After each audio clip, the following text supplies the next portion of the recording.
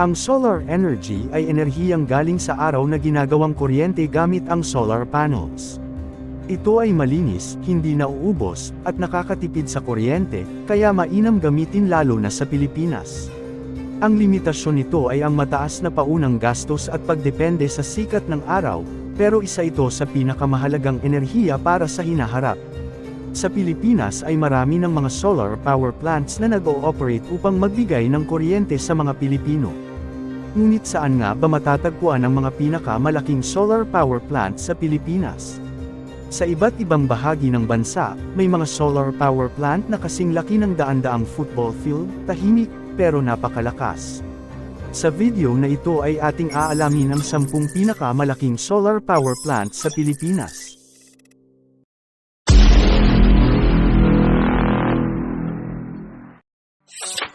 Number 10. Isla Sol 2. Ang Isla Sol 2 ay isang malaking solar power plant sa Manapla, Negros Occidental na gumagawa ng malinis na kuryente mula sa araw. Ito ay bahagi ng mga proyekto ng Negros Island Solar Power Incorporated o Isla Sol, na naglalayong dagdagan ang renewable energy sa Pilipinas. May kapasidad ito na nasa 48 megawatts na kaya nitong mag-supply ng kuryente sa libo-libong mga tahanan. Isa itong utility-scale photovoltaic solar farm na nag-ooperate mula pa noong 2016. Ito ay dating kilala bilang Saka Sol 3 bago tinawag na Isla Sol 2. Number 9. Calatagan Solar Farm. Ang Calatagan Solar Farm ay isang malaking solar power plant sa Calatagan, Batangas, na nag-generate ng kuryenteng galing sa sikat ng araw. Ito ay isa sa mga pinakamalaking solar farm sa bansa at tumutulong magbigay ng malinis at renewable na kuryente sa mga lugar sa Batangas at malapit na komunidad. Ito ay pinapatakbo ng Solar Philippines at may kapasidad na 63.3 megawatts na sapat para mag-supply ng kuryente sa maraming lugar sa kanlurang bahagi ng Batangas.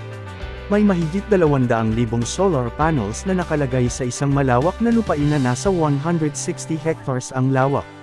Nagsimula itong buuin noong 2015 at opisyal nang nag-operate noong 2016.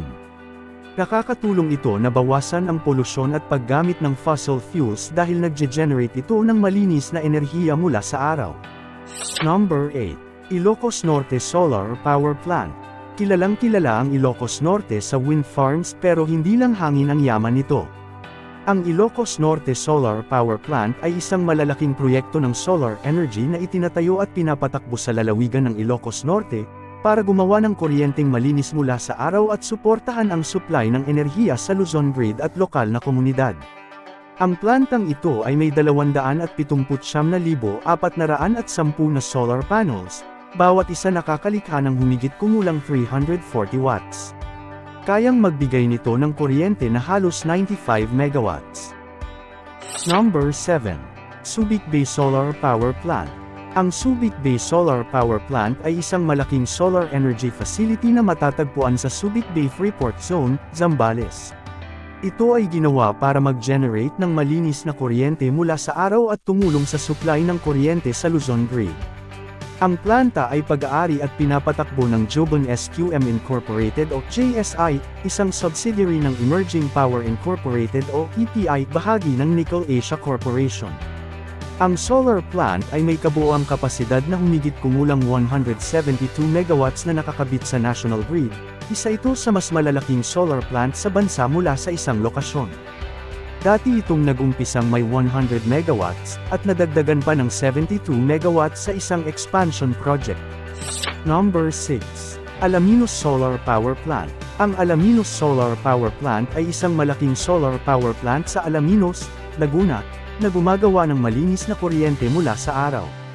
Ito ay isa sa mga pinakamalaking solar farms sa Pilipinas. May kapasidad na mga 120 megawatts na sapat para mag-supply ng kuryente sa libo-libong bahay at negosyo. Nagsimula itong mag-operate noong 2021 at konektado sa Luzon grid para magbigay ng renewable energy. Ang planta ay pag-aari at pinatatakbo ng AC Energy o ACEN, isang malaking kumpanya ng renewable energy sa Pilipinas. Number 5. Cadiz Solar Power Plant. Ang Cadiz City Solar Power Plant ay isang malaking solar power plant sa Cadiz, Negros Occidental na gumagamit ng enerhiya ng araw para gumawa ng malinis na kuryente. Kilala ito sa opisyal na pangalan na Helios Solar Power Plant at may kapasidad na humigit kumulang 132.5 megawatts. Isa sa pinakamalaki sa bansa at dating pinakamalaki sa Southeast Asia nang ito ay nakomisyon noong 2016. Matatagpuan ito sa 176 na hektar na lupa sa Barangay Tinampaan, Cadiz City. Nagbibigay ito ng malinis at sustainable na kuryente sa grid ng Visayas, na tumutulong bawasan ang paggamit ng fossil fuels at carbon emissions. Number 4. Tarlac Solar Farm. Ang Tarlac Solar Farm ay isang malaking solar power plant sa Concepcion, Tarlac na gumagawa ng malinis na kuryente mula sa araw at nakakabit sa Luzon Grid. Ito ay isa sa mga proyekto ng Solar Philippines Tarlac Corporation, kasama ang kanilang partner na Prime Infra. Ito ay may kapasidad na 150 megawatts, at ang unang phase ng planta ay may 100 megawatts na umiiral na umiikot at umaandar simula pa noong 2020. Hanggang Agosto taong 2021, ang planta ay nakapaghanda na ng halos 200 gigawatt-hours ng malinis na enerhiya na ibinibigay sa Luzon Grid.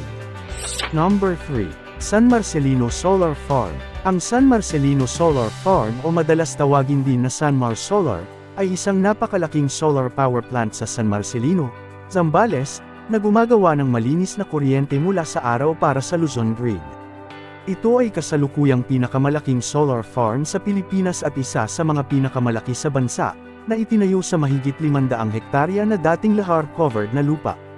Sa ngayon ay nasa 384.4 megawatts na kapasidad. Ngunit ang kabuuang kapasidad nito ay humigit kumulang 585 megawatts kapag matapos ang lahat ng phases ng proyekto.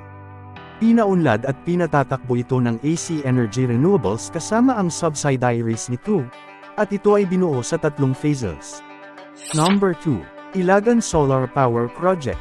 Ang Ilagan Solar Power Project ay isang malaking solar energy project na nakaplanong itayo sa Ilagan, para mag-generate ng malinis na kuryente mula sa araw at tulungan palakasin ang supply ng enerhiya sa Luzon Grid. Ito ay kilala rin bilang Isabela Ground-Mounted Solar PV Project, isang malaking solar farm na bubuon sa isang malaking lupain sa Ilagan City at bahagi ng bayan ng Gamo. Ang planta ay may target na kapasidad na humigit kumulang 440 megawatts peak, na isa sa pinakamalalaking solar farm sa Pilipinas kapag natapos. Ang proyekto ay pag-aari at itinatayo ng San Ignacio Energy Resources Development Corporation kasama ang French partner na Total Energies. Number 1. Meralco Terrace Solar Project. Ito na ang halimaw ng lahat. Ang Meralco Terrace Solar Project ay hindi lang pinakamalaki sa Pilipinas. Ito ay isa sa pinakamalaking solar project sa buong mundo. Ang Meralco Terrace Solar Project o kilala rin bilang M-Terrace Solar Farm, ay isang napakalaking solar power at battery storage project sa Nueva Ecija at Bulacan. Target nitong makagawa ng hanggang 3,500 megawatts na solar power at may kasamang 4,500 megawatt-hours battery storage para makapag-imbak ng kuryente at magamit kahit gabi o kulang ang sikat ng araw. Isa ito sa pinakamalaking solar project sa Pilipinas at layuning magbigay ng malinis at mas matatag na supply ng kuryente habang binabawasan ang paggamit ng fossil fuels. Mula sa Isla Sol Solar Farm hanggang sa dambuhalang Meralco Terrace Solar Project, iisa ang malinaw na mensahe. Ang araw ay hindi nauubos. Habang humaharap ang Pilipinas sa hamon ng mataas na singil sa kuryente at pagbabago ng klima, ang solar energy ay nagiging simbolo ng pag-asa at pangmatagalang solusyon.